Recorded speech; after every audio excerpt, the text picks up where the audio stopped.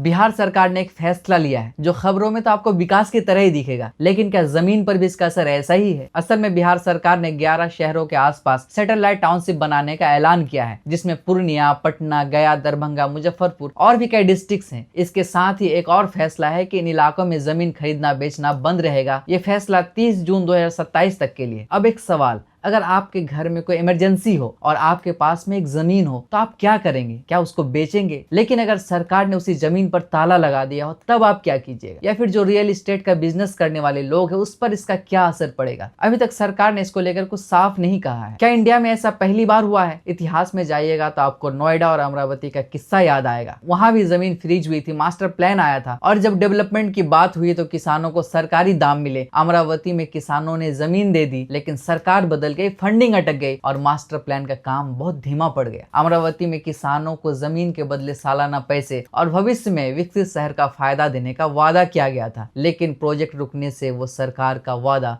अब उन किसानों के लिए सपना हो गया। हालांकि अब खबरें ये आ रही कि अमरावती के काम फिर से रफ्तार पकड़ रहा है। बिहार जैसे गरीब राज्यों में किसानों के लिए जमीन ही एकमात्र पूंजी होती है। अब विकास के नाम पर सरकार की नजरें उनकी जमीन पर है। इसका असर क्या होगा ये देखने के लिए आपको भी इंतजार करना होगा। लेकिन एक सवाल आपसे है, क्या विकास का मतलब बड़ी बड़ी इमारतें, चमचमाती सड़कें हैं? आखिर ये सड़कें किसके लिए बनती है? बड़ी बड़ी इमारतें किसके लिए है? बिहार जैसे पिछड़ा राज्यों के लिए ये डेवलपमेंट रोड मैप प्रैक्टिकली सही भी है? कमेंट करके जरूर बताइएगा।